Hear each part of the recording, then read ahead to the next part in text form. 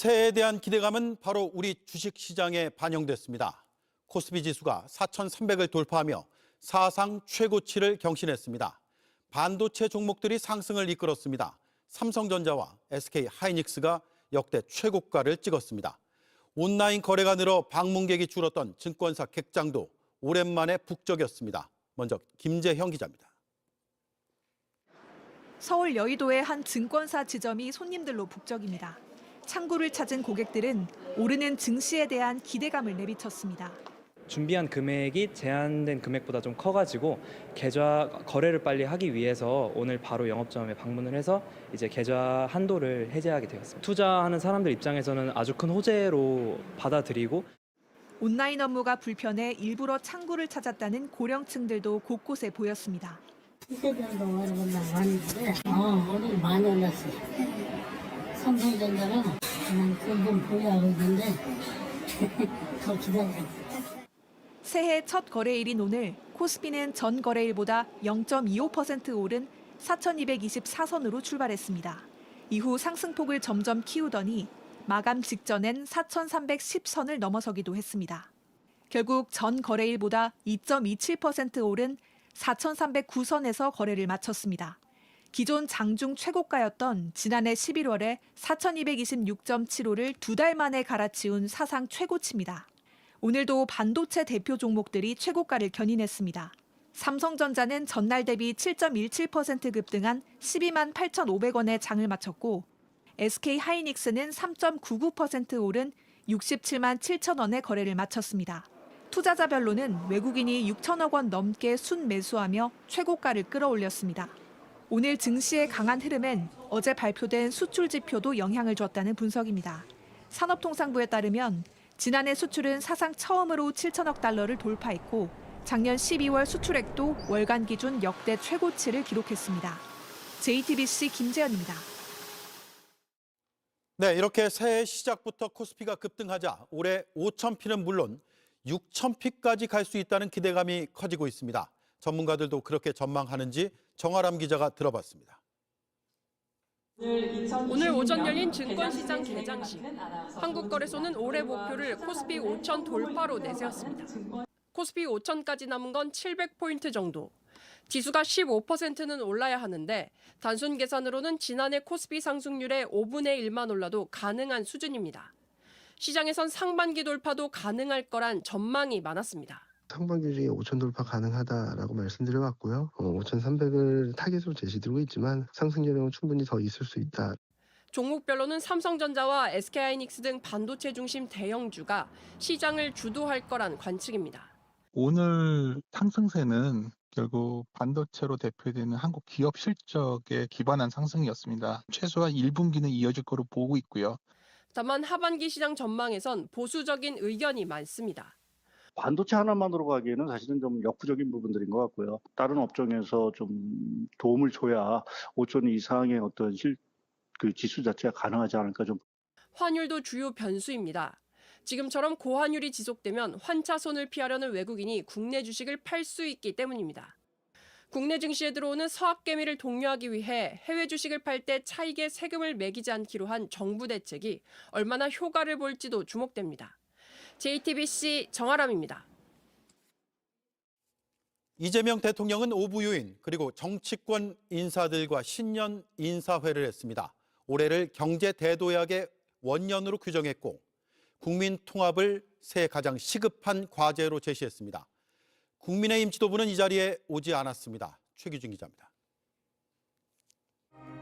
통합을 상징하는 파란색과 빨간색이 섞인 넥타이를 메고 신년 인사회에 참석한 이재명 대통령. 이 대통령은 올해를 대한민국 경제의 대도약 원년으로 규정하고 기존의 압축 성장 전략에서 벗어나야 한다고 했습니다. 대기업에 집중된 성장이 아니라 중소기업과 소상공인까지 성과를 나누는 상생이 필요하다고도 했습니다. 해법은 분명히 있습니다. 기회와 과실을 모두가 함께 고루 나누는 모두의 성장만이 우리 대한민국을 대도약의 미래로 이끌 지름길이라고 생각합니다. 특히 이를 위해 국민 통합이 가장 중요하고 시급한 과제라며 국정 운영의 핵심 기조로 내세웠습니다. 생각이 다르다는 이유로 서로 등을 돌리거나 차이가 극단적 대립의 씨앗이 되는 그런 사회는 결코 앞으로 나아갈 수 없습니다. 오늘 행사에는 오부요인과 국무위원, 경제계와 종교계, 시민사회 등 주요 인사 160여 명이 참석했습니다. 프로게이머 페이커 이상혁 씨는 체육훈장 청룡장을 받는 등 국민대표 11명이 훈장을 받았습니다. 장동혁 대표를 비롯한 국민의힘 지도부는 신년 인사회에 참석하지 않았습니다.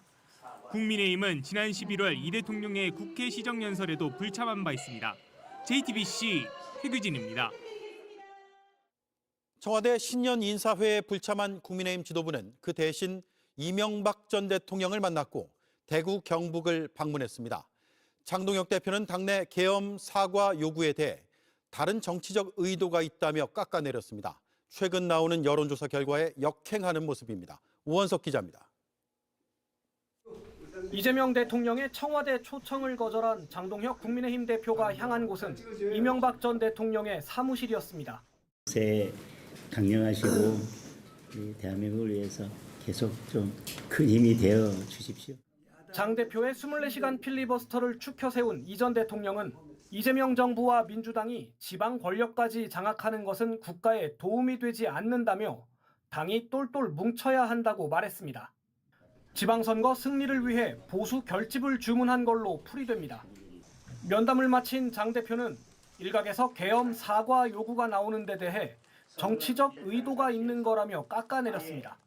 여러 차례 저는 계엄에 대한 입장을 밝혔고 그 입장을 바꾸려 하거나 바꿀 생각이 없습니다. 송원석 국민의힘 원내대표는 대구 경북 신년 인사회로 향해 이 대통령 비판에 가세했습니다. 이재명 쪽에도 직접 연락이 왔었다라고 하는 말이 있었는데 그 사실관계 경찰이 확인할 수 있습니까? 검찰이 확인할 수 있겠습니까? 이럴 때 특검을 해야 되는 거 아니겠습니까? 국민의힘 지도부가 새해 첫 업무로 일제히 집토끼 사수에 나선 겁니다. 그러나 JTBC 여론조사에선 국민의힘이 중도층 확장을 시도해야 한다는 응답이 60%를 넘은 상황. 대구 경북 국민의힘 지지율 역시 절반에 못 미치는 걸로 나타났습니다. JTBC 우원석입니다. 네, 법원이 윤석열 전 대통령에 대한 구속영장을 발부했습니다. 일반 이적 혐의 등으로 내란 특검이 윤 전 대통령을 추가로 기소하며 법원에 요구한 구속영장 발부가 이뤄진 겁니다. 법원 취재기자를 연결하겠습니다. 신가은 기자, 법원이 추가 구속영장을 발부한 사유부터 들어볼까요? 증거 인멸의 염려를 이유로 구속영장을 발부했다고 밝혔습니다. 특검은 윤 전 대통령을 일반 이적 등 혐의로 지난해 11월 추가 기소했습니다. 당시 특검은 군 통수권자인 대통령이 비상계엄 여건 조성을 목적으로 남북 군사대치 상황을 이용하려 한 행위라고 밝혔습니다. 특검은 윤 전 대통령 등이 북한 도발을 유도할 목적으로 지난해 10월부터 북한에 무인기를 보냈다고 의심하고 있습니다. 예, 윤 전 대통령의 구속 만료가 얼마 남지 않은 상황이었습니다. 이렇게 되면 구속은 계속 유지가 되는 거죠? 네, 특수 공무집행 방해 등 혐의로 구속됐던 윤 전 대통령의 구속 만료는 오는 18일까지였습니다. 이 기간을 넘으면 석방될 가능성이 있었는데 이번 법원의 판단으로 6개월간 구속 상태가 다시 유지됩니다. 형사소송법상 1심 구속기간은 최대 6개월이지만 다른 혐의나 사건으로 추가 기소되면 법원 판단으로 구속영장이 추가로 발부될 수 있습니다. 법원은 지난달 23일 구속신문을 열고 특검과 윤 전 대통령 측 의견을 각각 들었습니다. 오늘 16일 특수공무집행 방해 혐의 사건 첫 선고를 앞둔 윤 전 대통령은 오늘 법원의 결정에 따라 구속 상태로 일반 이적 혐의 재판을 받게 됩니다. 네, 여기까지 듣겠습니다. 지금까지 법원 취재하고 있는 심가은 기자가 김건희 특검은 김건희 씨가 받았다는 3억 2천만 원 상당의 금품을 증거물로 보관하고 있습니다. 명품 가방, 목걸이, 금 거북이, 그림 등인데 유죄가 확정되면 모두 공매에 붙여질 것으로 보입니다. 김지훈 기자입니다. 특검 수사를 통해 밝혀진 김건희 씨의 금품 수수 내역은 모두 3억 7,725만 원에 달합니다. 이 가운데 3억 2천만 원 상당은 특검이 압수수색 등을 통해 실물을 확보했습니다. 그라프 목걸이와 반클리프 아펠 목걸이, 금거북이와 이우환 화백 그림, 디올과 로저 비비의 가방 등입니다. 6,220만 원 상당의 그라프 목걸이 1개를 비롯하여 피고인 김건희가 수수 후 교환한 샤넬 구두 1개 및 샤넬 가방 3개를 이미 제출받아 이를 압수하였습니다. 통일교 측 선물을 웃돈을 주고 바꾼 샤넬백 3개와 구두 1켤레는 김건희 씨가 실제로 사용했는지 재판에서 검증까지 진행됐습니다. 재판부는 검증 결과 흰색 가방 버클에 긁힌 것 같은 사용감이 있었고 구두도 바닥에 사용감이 있다고 밝혔습니다. 금품 수수와 관련해 피고인의 유죄가 확정된다면 해당 물건들은 범죄 수익이 돼 공매 절차를 밟게 됩니다. 공매는 국가가 물건을 직접 처분해 국고로 환수하는 절차입니다. 한국자산관리공사 캠코가 물품을 온라인 플랫폼에 공개 매각하게 되고 인터넷 입찰이 가능해지는 겁니다. 매각 대금은 국고로 환수됩니다. 다만 김건희 씨가 인테리어 업체 21g 측으로부터 받았다고 조사된 디올 재킷은 특검이 관저 의혹을 이첩하면서 경찰청 국가수사본부에 함께 인계됐습니다. 특검이 실물을 확보하지 못한 바쉐론 시계 등에 대해서는 물건 가액만큼 법원에 추징을 요청할 것으로 보입니다. JTBC 김지윤입니다. 윤석열 전 대통령이 지각 출근을 숨기려고 용산 대통령실에 비밀 통로를 설치했다. 또 집무실에 사우나를 만들었다. 그동안 여러 증언들로 뒷받침되어 온 의혹들입니다. 그 모습이 처음으로 공개됐습니다. 저희 뉴스룸이 순방에도 가지고 다녔다고 단독 보도했던 초대형 침대도 놓여 있었습니다. 이승환 기자입니다. 윤석열 전 대통령은 취임 직후부터 지각 출근 논란에 휩싸였습니다. 대통령의 업무는 24시간 중단되지 않습니다. 출퇴근 개념 자체가 없습니다. 언제 출근하는지 숨기기 위해 용산 대통령실에 비밀 통로를 만들었다는 의혹까지 제기됐습니다. 대통령실이 청와대로 복귀한 상황에서 비밀 통로 모습이 처음으로 공개됐습니다. 차에서 내리면 바로 통로로 진입할 수 있게 돼 있습니다. 불투명한 재질의 벽을 세웠고 출입문 앞엔 폐문, 관계자 외 출입 금지라는 안내문이 붙어 있습니다. 취임 6개월 즈음 이 통로가 완성되자 윤 전 대통령은 기자들과 출근길 문답도 중단했습니다. 11월 23일 날 비밀 출입구 공사가 완공됩니다. 그리고 우리 소위 도어 스태핑을 그만둔 건 이게 완공되기 이틀 전 맞춘 겁니다. 그러니까 이제 그 기자들 보러 안 가도 된다. 대통령 집무실 내 사우나도 확인됐습니다. 편백나무로 된 건식 사우나인데 한쪽 벽면엔 TV도 달려 있습니다. 사우나와 연결된 내실엔 지난해 8월 JTBC가 단독 보도한 윤 전 대통령의 초대형 침대가 놓여 있습니다. 허리가 아픈 윤 전 대통령은 이 침대 매트리스를 해외 순방 때마다 가지고 다닌 걸로 전해집니다. 집무실에 사우나가 있는 경우는 아마 전무후무하지 않을까요? 저희가 볼 때는 작은 호텔 같은 걸 하나 만들어 놓은 거라서. 민주당은 대통령실을 아방궁처럼 꾸며놨다고 비판하며 부적절한 예산 집행이 있었는지 등을 따지겠다고 했습니다. JTBC 이승환입니다. 네, 잠시 뒤 단도직입에서 강훈식 대통령 비서실장을 만나보겠습니다. 제가 사전 녹화로 인터뷰했습니다. 대통령 집무실의 세종시 이전에 구체적인 시점이 나왔습니다. 윤석열 전 대통령이 설치한 집무실 사우나와 대형 침대 등의 나랏돈이 얼마나 쓰였고 어떻게 조치할 것인지도 답했습니다. 그리고 지방선거 출마 여부를 결정할 기준도 제시했습니다. 잠시 뒤에 전해드리겠습니다. 김병기 민주당 의원이 전직 구의원들에게 수천만 원을 받았다가 돌려줬다는 의혹이 제기됐습니다. 2년 전 경찰에 제출된 탄원서를 보니 돈을 주고 받았다는 아파트 주소와 동호수, 당시 돈을 받은 김 의원 부인이 했다는 말 아주 세세하게 묘사돼 있었습니다. 박사라 기자입니다. 전직 동작구 의원들이 2023년 12월 작성한 탄원서입니다. 한 전직 의원 A씨는 2020년 1월 설 연휴 전 김병기 민주당 의원 자택에 방문해 설 선물과 500만 원을 건넸다고 적었습니다.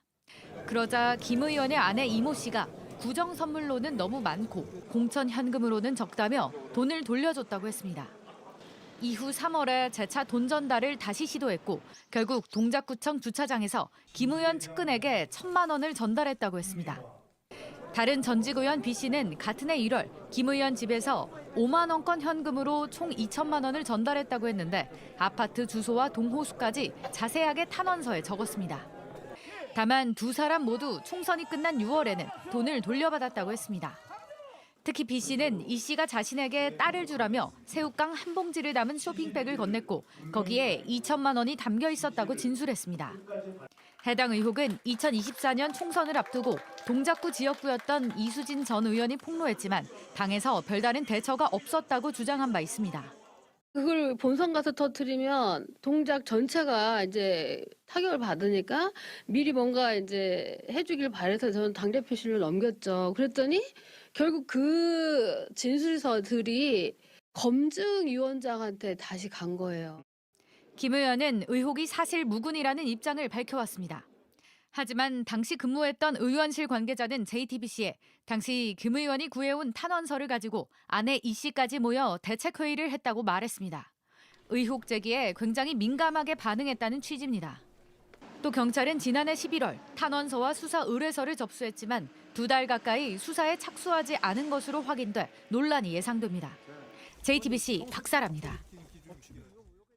정청래 대표는 김병기 의원이 돈을 받았다는 의혹에 대해 신상 필벌을 명확히 하겠다고 밝혔습니다. 당장 지방선거 공천에 흠이 가지 않도록 차단하겠다는 건데 국민의힘은 이재명 대통령이 당시 당 대표였다며 수사를 요구했습니다. 정인아 기자입니다. 애초 김병기 민주당 의원 가족의 부적절한 처신에서 시작됐던 일이 강선우 의원의 공천 헌금 의혹을 거쳐 일파만파 번지자 민주당은 단호한 대처를 강조했습니다. 신상 필벌을 명확히 하지 않으면 공과 사가 뒤섞이고 공사 구분이 안 돼서 당의 질서와 기강이 무너지게 됩니다. 다음 지방선거 공천은 의심할 여지가 없게 하겠다고 강조했고 당원 경선 그리고 국민들이 참여하는 경선을 하다 보면 부정부패, 금품 수수 이러한 불법적인 요소가 저는 완벽하게 제거될 것이다 라고 윤리심판원에 김병기 의원 징계 심판을 요청했습니다. 국민의힘은 5년 전 김 의원의 금품 수수 의혹이 재조명되자 이 대통령을 겨냥했습니다. 당시 탄원서의 제목이 이재명 대표님께로 시작하는 만큼 이 대통령도 이를 알고 있을 거란 겁니다. 당시 당 대표였던 이재명 대통령은 이를 묵살했습니다. 이재명 대통령도 명백한 수사 대상입니다. 이 문건을 대표실에 전달했던 이수진 전 민주당 의원은 JTBC에 당시 대표 측근에게 전화로 탄원서가 보고되는지를 물었고 중요한 일이라 보고했다는 대답을 들었다고 주장했습니다. JTBC 정인아입니다. 당뇨병으로 굉장히 쉽게 정리가 잘 돼 있습니다. 이것은 꼭 들을 필요가 있을 것 같아가지고 조금 이제 길게 준비를 했습니다. 자, 이어폰 껴주시고, 네, 확실히 들어야지. 이런 건 잘 들으시네. 이거 다른 건 안 들어도 이건 들어야지. 외워야지. 외워야지. 외워. 내 별명이 뭐냐? 이재명의 아들. 그렇죠. 들어야지. 외워요. 외워야 됩니다. 외웁니다. 어디 나갔습니까? 용인에서 그냥 밀 거야. 걱정하지 마. 2026년 신년사 함께 보겠습니다. 사랑하고 존경하는 국민 여러분, 붉은 말의 해, 병오년 새해가 밝았습니다. 주식시장은 코스피 4천을 돌파했고 수출은 연간 7천억 달러의 새로운 기록을 세웠습니다. 우려 섞인 좌절이 기대 섞인 전망으로 전환되고 있습니다. 그러나 이제 겨우 출발선에 섰을 뿐입니다. 남들보다 늦은 만큼 이제 더 빠르게 달려야 합니다. 그렇기 때문에 2026년 새해 국민 주권 정부의 목표는 분명합니다. 올 한 해를 붉은 말처럼 힘차게 달리는 해로 대한민국 대도약의 원년으로 만들겠습니다. 그래서 5가지 대전환의 길을 말씀드리고자 합니다. 첫째, 수도권 중심 성장에서 지방 주도 성장으로 대전환하겠습니다. 수도권에서 거리가 멀수록 더 두텁게, 더 과감하게 지원하겠습니다. 둘째, 일부 대기업 중심 성장에서 기회와 성장의 과실을 고루 나누는 모두의 성장으로 대전환하겠습니다. 실패가 오히려 성공의 자산이 되어 언제든 다시 일어설 수 있는 나라. 어떤 아이디어도 창업으로 이어질 수 있는 스타트업 벤처기업 열풍시대, 중소기업 전성시대를 열어가겠습니다. 셋째, 생명을 경시하고 위험을 당연시하는 성장에서 안전이 기본인 지속 가능한 성장으로 대전환하겠습니다.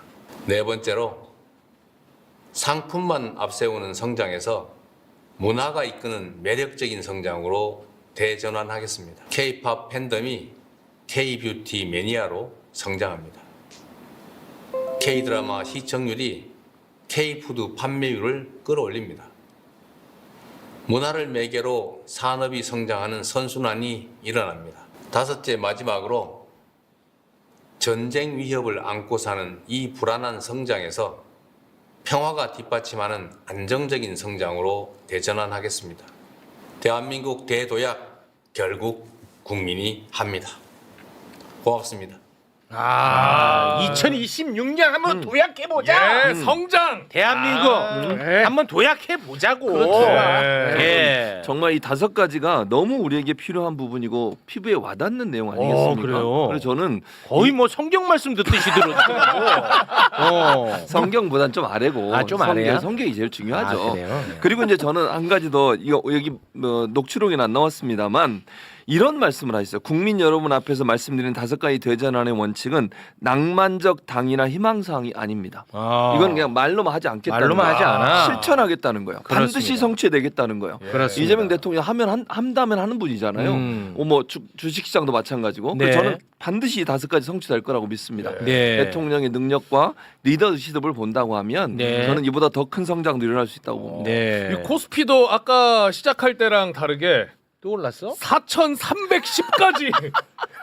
SK는 와, 진짜 SK는 대박이야. 그대로야. 뭐 계속 올라 어떻게? 오늘 2%가 넘게 오릅니다. 5,000도 넘을 것 같아요. 이러다가 올해 안에. SK 아까 0.39에서 네, 0.39 4,310까지 가면서 네. 0.39에서 0.97까지. 올랐네.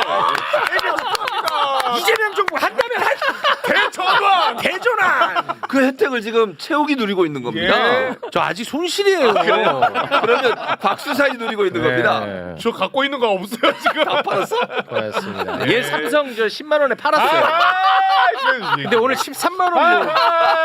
그 얘기하지 마시다. 예. 자, 대도약의 원년으로 2026년을 삼는다고 합니다. 네. 우리 국민들과 함께 도약하는 한 해가 그럼요. 꼭 되기를 바라보겠습니다. 혹시 뭐 의원님 좀 주목한 대목 좀 있나요? 아니 저는 뭐 아무래도 이게 그동안에 이제 고도의 고속 성장을 해왔잖아요. 그렇죠. 그러다 보니까 이제 성공의 공식이라는 게 저는 이제 진단 자체를 너무 잘한 것 같아요. 성공의 공식이 국민의 삶에 영향을 주지 못하고 있다 이제. 오히려 성공의 함정이다 이런 표현이 있거든요.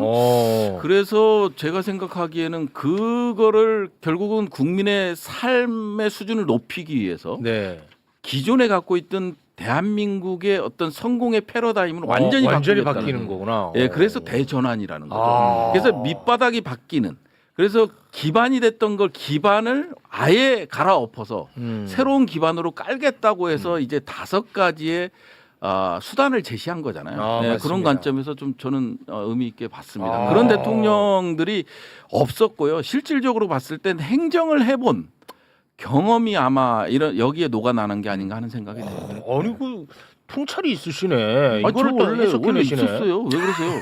제가 원래 이 국방 전문가가 아니라 다양한 거에 매불쇼도 몇 번 나오고 그랬잖아요. 와, 뭐 대단하시네. 중동 전문가로도 나오고 뭐 정치 전문가로도 나오고. 논문이 중동 관련된 논문이에요. 본인이 하기 논문이. 그러니까 이재명 대통령이 뭐 그런 것을 항상 강조를 많이 하거든요. 경제 지표가 올라가더라도 우리 서민들에게까지 성장이 미치지 못한다. 그거를 딱 짚어내시네. 아니 이게 상당히 의미 있고 중요하잖아요. 그렇습니다. 예, 그래서 뭐 노동력을 갈아가지고 성장 경제 지표를 끌어올리고 이런 시대는 성장이 아니라는 거야. 실질적으로 우리가 좀 체감할 수 그렇습니다. 있는 예. 안전하게 노동권을 보장받은 상태에서 그렇지. 동반 성장으로 간다는 거지. 대단히 고맙습니다. 네.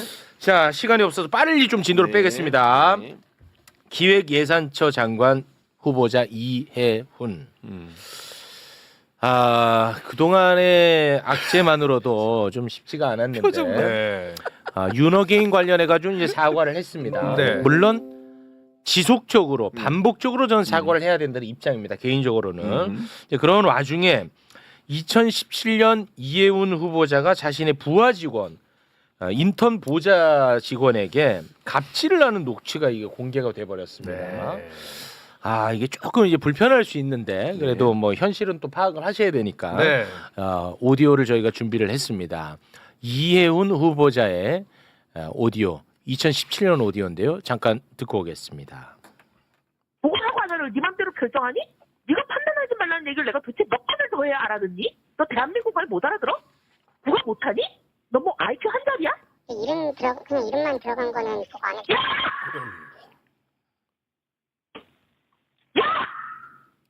내가 정말 널 죽였으면 좋겠다. 입이라고 그게 터졌다고 그냥 막 네 맘대로 그러고 떠져? 정말 갑질이 굉장히 심합니다. 심하죠. 굉장히 네. 폭력적이고. 네. 근데 저는 이제 개인적으로 이 두 가지 측면이 저한테는 조금 들어왔습니다. 첫째는 이 갑질이 너무 심해. 수위가 너무 높다. 또 하나는 저기 2017년 녹취거든요. 2017년 이후에도 이해훈 후보자는 정치를 계속 해왔습니다. 선거에도 계속 출마를 했고. 그런데 왜 이게 이제야 TV조선에서 터졌을까? 왜 그동안에는 터지지 않다가 이제 터졌을까? 그러니까요. 그래서 저는 개인적으로 보수의 이탈을 막고자 하는 어떤 누군가의 좀 바람이 있는 거 아닌가 하는 생각을 또 한번 해봤습니다. 개인적으로는 뭐 동의를 구하지는 않습니다. 네. 왜냐하면 지금 보수가 이탈할까봐 전전긍긍한다 이런 얘기를 계속 했잖아요. 맞아요. 뭐 저는 이제 그런 두 가지 측면을 좀 생각을 해봤는데 어떻게 보셨습니까? 일단 이해훈 후보자의 이 발언 100% 잘못됐어요. 이런 발언 하면 안 되죠. 네. 정말 갑질 중에도 이런 갑질은 없습니다. 그리고 사람에게 어쨌든 자기 밑에서 일하는 인턴이라 하더라도 이렇게 얘기하면 안 되죠. 네. 뭐 우리가 어떻다는 등 뭐 죽었으면 좋겠다. 이런 발언을 어떻게 할 수 있습니까? 이거는 100% 잘못했고요. 이거는 석고대죄해야 될 문제라고 생각해요. 누구한테? 물론 저는 1차적으로는 그 보좌진, 당사자한테 사과를 사과했다고 생각해요. 그래서 본인도 뭐 직접 만나서 사과하겠다고 뭐 얘기했다고 입장을 낸 게 있죠. 잠깐 네. 한번 볼까요? 네. 입장. 잠깐 근무했던 직원이 있었고 소리치거나 그랬으면 사과를 해야 한다. 연락처를 알게 되면 직접 사과할 의향도 있다. 서면으로는 자칫 진정성이 없어 보일까봐 진정성을 담아 사과할 방법을 고민하고 있다라고 네. 입장을 냈습니다. 자꾸만 저렇게 뭐 했으면 그러니까. 이런 그건 안 얘기를 돼. 하면 안 돼. 아니 네, 녹취가 그렇죠. 나왔는데 뭘 자꾸 했으면이래. 그래서 일단 저는 저 과정이 반드시 필요하다고 생각하고요. 이해훈 후보자에 대해서는 이제 국민들이나 여론이 어떻게 전개되는지를 좀 지켜봐야 된다고 저는 생각합니다. 일단 대통령이 지명하실 때는 저런 사항이 전혀 노출되지 않았기 때문에 대통령실이나 청와대에서는 인사검증관에 저게 이제 나오지 않은 상황이었던 것 같아요. 그래서 통합 차원에서 그리고 능력을 보고 아마 지명하신 것 같은데 지금 이렇게 일이 터진 이상 이 문제는 본인이 오롯이 해결할 문제예요. 이건 대통령이 도와줄 수 있는 문제도 아니고 여당이 도와줄 수 있는 문제도 아니에요. 본인이 오롯이 이 문제를 해결하고 돌아와야 된다. 네. 저는 그렇게 봅니다. 그래서 이제 좀 지켜봐야 된다고 저는 보고요. 이 사안이 그렇다고 대통령이 지금 뭐 지명체를 할 수 있는 상황은 아니잖아요. 현재로서는 그렇다는 말씀을 드리는 거예요. 다만 또 어떤 게 터질지 모르잖아요. 네. 그것도 이제 지켜봐야 되는 상황이고 그래서 지금 상황은 이해훈 후보자가 어떻게 이 문제를 해결하는지를 좀 지켜보면서 여론의 추이를 볼 것이고요. 네. 그리고 나서 어떤 결론이 나오지 않을까 하는 생각을 저는 개인적으로 하고 있습니다. 네. 뭐 두 분 아니 뭐 대변인과 부대변인은 뭐 대변인이나 네, 걸맞지 않게 침묵으로 사실 이게 상당히 민감한 문제잖아요. 그렇습니다. 네. 왜냐하면 또 정서적으로 가장 예민한 예, 문제예요. 가장 예민한 예. 부분에 이제 걸려든 사례이기 때문에 강선우 장관 후보자 사례와 아주 유사한 네. 사례로 볼 수 있고 네. 그다음에 이제 강선우 의원께서는 이제 본인의 결단으로 결국은 물러나는 걸로. 장관 후보자 때. 네, 여성부 지금은 성평등 가족부 그런 사례였고요. 정말 그때 당시만 하더라도 의원과 디펜스하는 의원과 보좌 직원들의 갈등도 어마어마했고요. 정말 사회적으로 이제 하루에 그냥 수백 통씩의 문자가 오고 이런 상황으로 갔었거든요. 네. 근데 지금도 이제 이혜훈 이제 후보자 같은 경우도 지금 이것뿐만 아니라 또 오늘 하나 터졌잖아요. 또 나왔어요? 네, 제가 못 그냥 봤네요. 저 보좌 직원들 사적 애들 이제 그 픽업하고 뭐 이런 것들 공항에서 픽업하고 이제 사적으로 활용하고 프린트 수리 뭐 이런 거. 네. 그런 것부터 시작해서 이제 픽업해오고 인천공항에서 뭐 이런 것들이 계속적으로 터지고 있는 상황이거든요. 네. 그리고 이제 대통령께서도 아까 우리 저 교수님께서 말씀하셨지만 전혀 모르는 상황이었거든요. 능력만 보고 이제 후보자로 임명을 했던 건데 지금 이런 상황들이 과연 사회적 통념으로서 이거를 용인할 수 있느냐 이 문제가 걸려 있는 거예요. 네. 정말 민감하다. 그렇습니다. 아무리 그 아까 앵커님도 이 17년도께 지금 터지지. 솔직히 얘기해서 국힘 입장에서는 정말 이건 이 국힘 정당 자체가 와해로 갈 수 있는 거거든요. 그렇습니다. 예.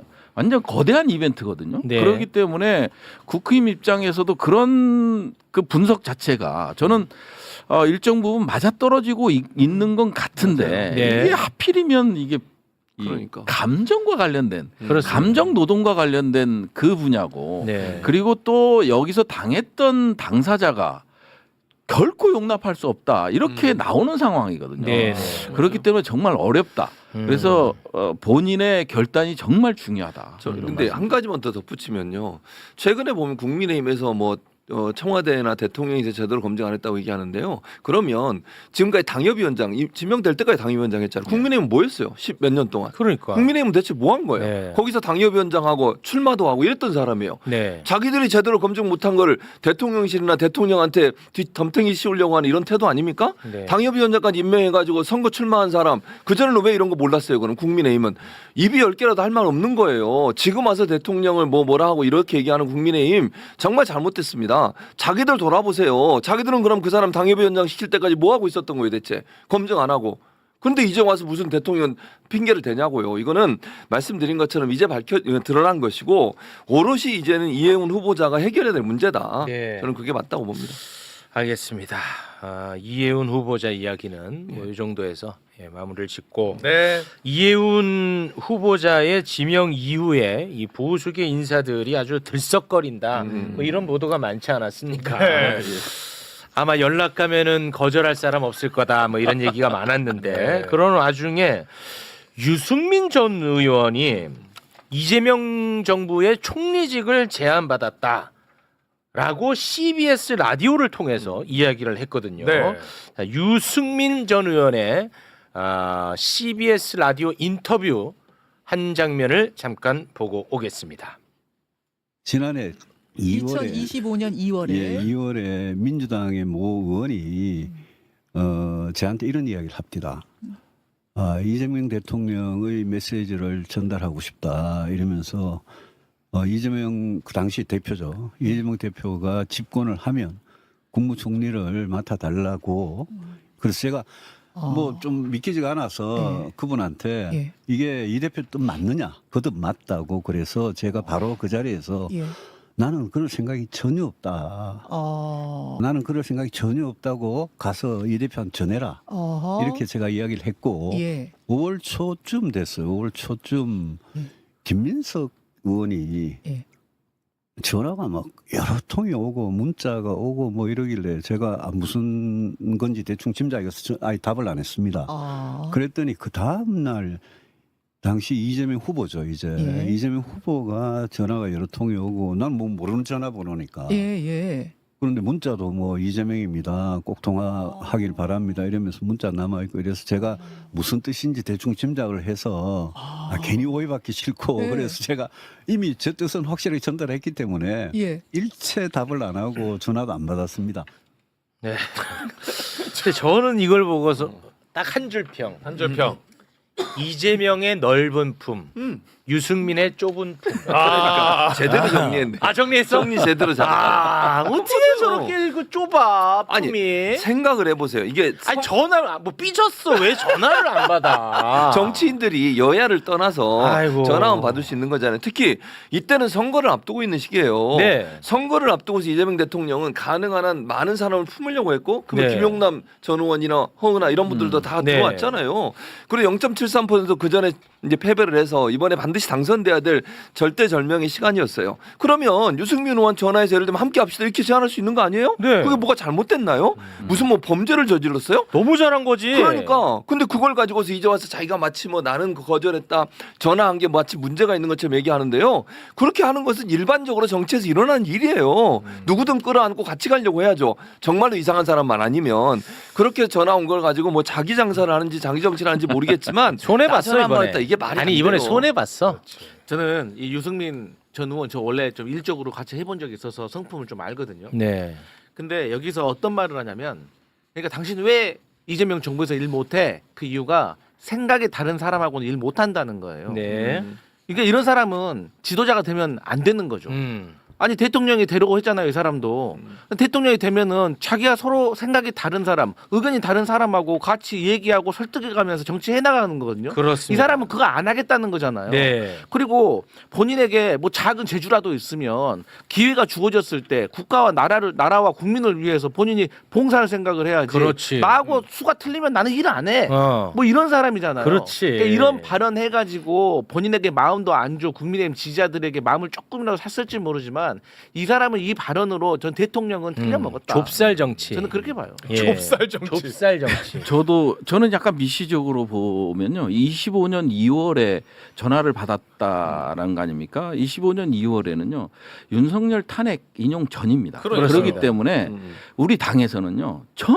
이 선거에 대해서는 한마디도 하지 못하게 했습니다. 실제로 그랬어요. 예. 네. 그래서 2월에 뭐 총리 제안을 받았다 이런 것들은 아닌 것 같고요. 전화를 받아서 같이 할 수 있느냐 뭐 이 정도 있던 것 같고 뭐 5월 2일 날 김민석 지금 총리가 이제 전화 온 거에 대해서는 모두 이제 포용할 수 있다. 네. 대통령께서 말씀하셨잖아요. 국익 중심의 실용이라고 얘기를 했잖아요. 네, 근데 그게 과장이 아니었어. 네, 이념을 넘어서겠다라는 거예요. 그렇죠. 특히나 국민의 삶을 중심에 두고 있기 때문에. 네. 근데 저는 이거를 보면 경기도지사에 대해서 확실히 가려는 생각을 하고 있거든요. 네, 이 생각이 퍼뜩 드는 거예요. 정치적 금도라는 게 있거든요. 사실상은 제가 제안을 받고 뭘 하더라도 입은 근질근질하죠. 그럼에도 불구하고 이런 얘기는 하지 않는 게 상대방에 대한 예의도 있는 거예요. 근데 이걸 했다라는 거는 이 메시지는 결국은 국민의힘 당원들, 국민의힘 지지자들에게 보내는 메시지거든요. 그렇죠. 그래서 나는 아까 얘기했지만 우리 부대변인께서도 얘기했지만 제가 아닌 부대변인께서도 얘기했지만 이게 정말 보면요 상대가 있는 상황에서 이게 어찌 보면 완전히 개인적인 이익을 위해서 이 발언을 한 거예요. 정말 맞아. 그렇지 않고는요 이게 정치를 오래 할수록 네. 입이 무거워야 되는 거예요. 그렇습니다. 예, 그러면 앞으로는요 이런 통합, 실용, 이념 타파 이런 게 아무것도 안 돼요. 그렇습니다. 생각이 다른 사람하고 일을 같이 할 수 없다. 그 얘기는 뭐냐면 야, 나 좀 국민의힘 어려운데 나 좀 봐줘. 나는 지사 나갈 거야. 난 이걸로밖에 안 들려요. 네. 그런 게 아니면은 이해가 안 돼요. 저는. 네. 근데 내용을 보면은 유승민 전 의원은 2월, 뭐 5월뿐만 아니라 계속해서 다음은 뭐 어차피 이재명 대통령이 되니까가 깔려 있는 거 아니에요? 아 당시에도 네. 본인이 그렇죠. 아 근데 너무 품이 좁아. 좁지. 아, 너무 심각하게 좁아. 근데 이 와중에 이재명 대통령의 넓은 품이 아주 무섭다며 은근 러브콜을 보냅니다 한 사람이 있었으니 그 이름도 유명한 바로 민경욱이었습니다. 네, 이렇게 글을 올렸는데요. 이분은 웃기긴 해. 뭐라고 썼냐면 무서운 일이다. 국정 홍보를 위한 가용 예산이 훨씬 많으니까 가능했을까? 그렇게 얻어 걸린 걸까? 아니면 고도의 심리전일까? 내가 죽음의 골짜기에 서서까지 당선을 위해 애를 썼던 윤석열 대통령으로부터도 3년 내내 단 한 번도 받아보지 못한 엽서를 나의 부정선거 투쟁의 대척점에 서 있는 이재명이 보내왔다라고 하면서 연하장을 받았다고 자랑을 하고 있습니다. 요건 플러팅으로 봐야죠. 아, 요거는 약간 좀 설렘이 포함돼 있는 것 같아. 예. 아, 약간 설렘이 있어. 아, 왜냐하면 기대 많이 하고 윤석열을 한번 까잖아. 맞아, 맞아요. 윤석열 한번 까고 여기 들어가니까 맞아. 약간 설렘이 깔려 있는 것 같아. 전반적 정서는 설렘이다. 예. 나한테도 연락을 주세요. 이런 말이 아닌가 이런 생각도 들었어요 개인적으로. 예, 참 윤석열 정부에서 인정을 못 받았잖아요. 맞아요. 그러다 보니까 플러팅으로 볼 수밖에 없고요. 윤석열 대통령도 제가 이제 윤석열 탄핵 연대, 이제 국회의원 연대에 소속돼 있는데 제가 그 당시만 하더라도 윤석열한테 추석 설날 선물을 다 받은 사람이에요. 그러니까 이게 지도자는 이게 적아가 어디 있습니까? 다 대통령은 국민이죠. 특히. 네, 그럼요. 민경욱도 국민이고 그러니까 네. 주소가 있으니까 보내준 거를 감사합니다. 저도 한번 불러주십시오. 이 직진으로 가야지 남자가 쪼잔하게 돌려서 이게 플러팅을 하고 그러냐고요. 아 그리고 이 연하장이 어느 정도 아이. 시스템에 의해 전송이 되는 거지 뭐 대통령이 자 누구 보내시고 이거 안 하잖아요. 그렇지, 못하지. 그렇지. 전혀 안 해요. 아마도 그 전직 청와대 대변인이었기 때문에 그 주소에 있어서 갔을 거예요. 네. 그러니까 뭐 당 대표실도 딱 그 리스트가 있잖아요. 그 맞아요, 시스템으로 맞아요. 보내는 거예요. 그러니까. 네. 제발 체육도 좀 리스트에 넣어주세요. 못 받았대요? 아, 왜요? 그런 얘기를 왜 해요? 내 마음이야. 이게 맞죠? 갑자기 아, 왜 나를 욕심을 해? 아, 이거 진짜. 아니 왜냐면 신뢰받는 체육 언론이 씨가 사람인데, 그러니까 지금. 그래서 안 보내는 것 같아요. 근데 신뢰받는 언론인도 연호장 받을 수 있는 거잖아요. 저는 그렇게 생각합니다. 아니, 그런 얘기를 왜 해요? 본인은 받으셨어요? 본인 받았다고 자랑하는 거야. 받았어요? 아 받았어요? 받았겠죠. 뭔 소리야 지금 부위가 내가 그럼 못 받았을 것 같아. 이런 식으로 할까요? 아이고 못났다 못났다. 아니 우리끼리도 이런 거 가지고 자랑하는데 민경욱이 자랑 안 하겠냐고. 그러니까 참 못났다. 이 얘기를 너무 하고 싶어하는 거야. 오늘 들어오실 때부터 나 연하장 받았다. 제가 말 잘했죠. 막 꽁치고도 뛰면서 오더라고 연하장 받았다고. 거기서 3m가 뛰는 네. 결정적 멘트. 네. 곽수전이 저는 못 받았는데 하니까 3m. 우와 다 주는 거 아니네. 네. 아, 너가 뭔데 받냐며. 못났다 못났어.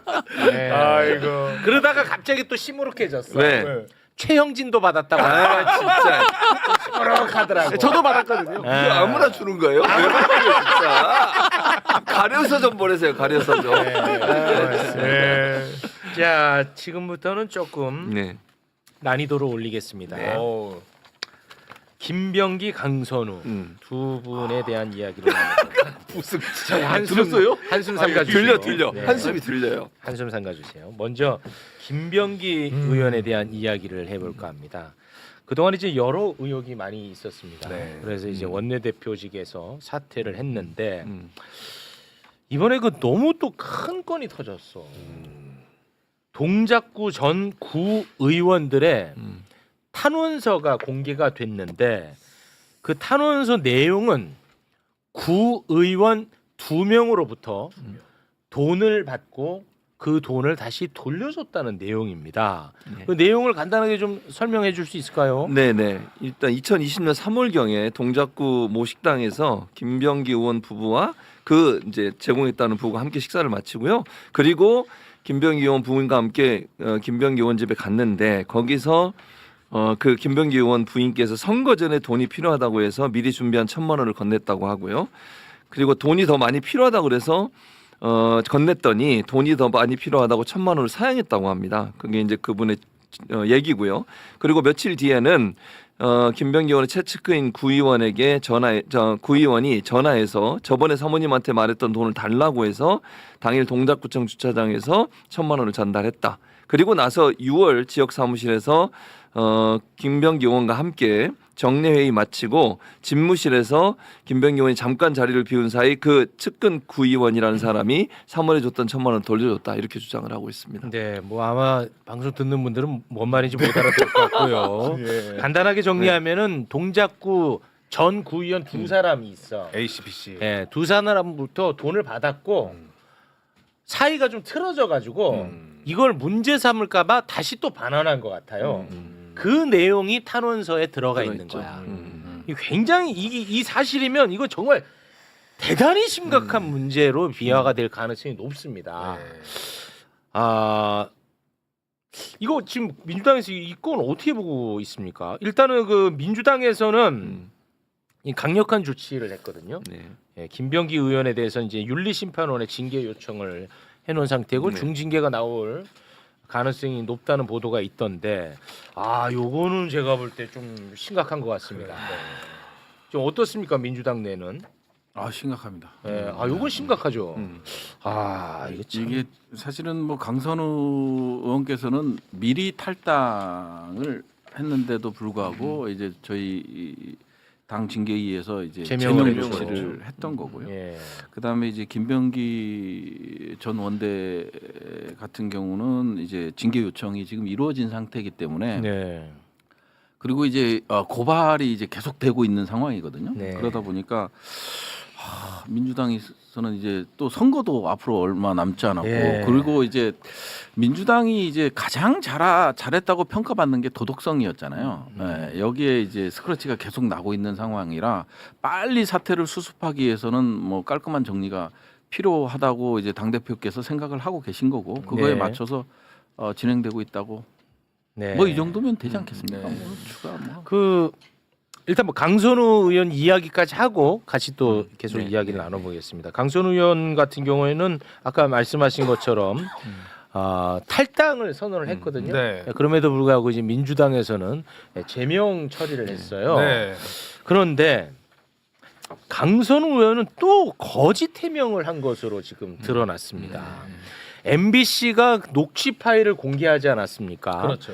녹취 파일을 공개하자마자 강선우 의원이 자신의 페북에다가 해명글을 올렸었거든요. 그 해명글을 다시 한번 소개를 해주시겠습니까? 강선우입니다. 오늘 MBC 보도와 관련해 말씀드립니다. 공관위에서 특정 공관위원회 지역구에 관해 논의할 때는 해당 공관위원은 논의에서 배제되는 것이 원칙이었으며 저 역시 공관위 업무 수행 당시 그 원칙에 철저히 따랐다는 점도 함께 말씀드립니다. 당시 서울 강서갑 지역 후보자의 자격 역시 위 원칙에 따라 저는 발언권이 제한된 상태에서 전체 공관위 심사를 통해 모든 지역이 단수 공천으로 결정되었습니다라고 올렸습니다. 그러니까 김경 후보의 공천에 대해서 자신은 발언권이 제한돼서 말을 한마디도 안 했다는 거야. 그런데 민주당이 이 해명은 거짓인 것으로 파악을 했다고 합니다. 그렇습니다. 강선우 의원은 민주당이 밝힌 내용입니다. 공관위 회의에 참석해서 김경시 의원의 공천을 줘야 한다고 발언했다. 자꾸 그 거짓 해명. 지난번 갑지도. 장관 후보자 인사청문회 때도 제가 이 부분을 굉장히 강하게 비판을 했다가 맞아요. 제가 당시에 욕을 많이 먹었었는데 이렇게 거짓말을 하면요 민주당 입장을 매우 난처하게 만듭니다. 그렇죠. 이렇게 거짓말로 자꾸 해명을 하면 이거 진짜 심각합니다. 이 거짓 해명. 그러면 또 이 자체도 사람들이 화가 나는데 더 열받게 해. 그렇죠. 어떻게 보십니까? 일단 뭐 누가 보더라도 잘못됐죠. 그렇기 때문에 뭐 잘못했다는 말 밖에는 뭐 어떤 말씀을 드릴 수가 있겠습니까?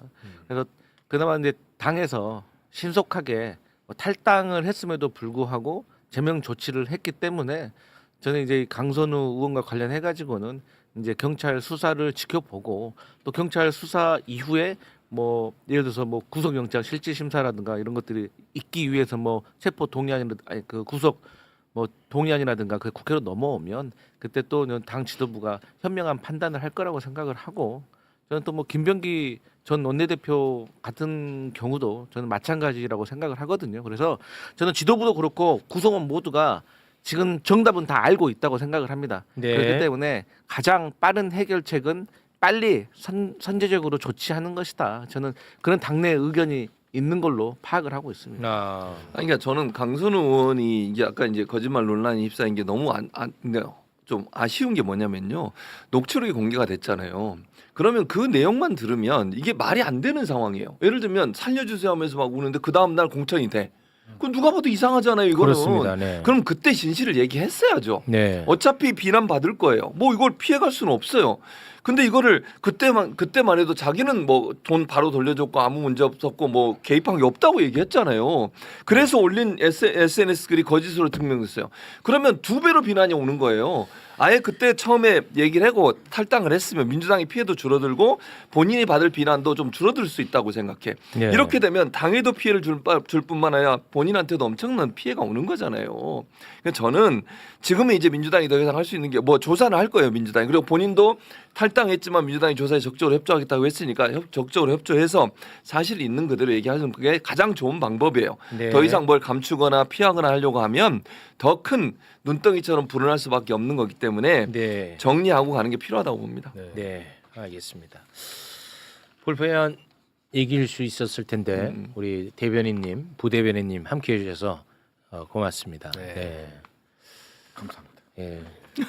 두 분은 이제 들어가세요. 네, 많이 고생하셨으니까. 부승찬 화이팅. 네. 부승찬이 뭔 죄가 있어요. 새해 복 많이 부승찬 받으시고. 화이팅. 네. 정말 감사합니다. 2026년도 잘 부탁을 드리겠습니다. 저도 덕담 한마디 하고 네. 아름다운 사랑 하십시오. 감사합니다.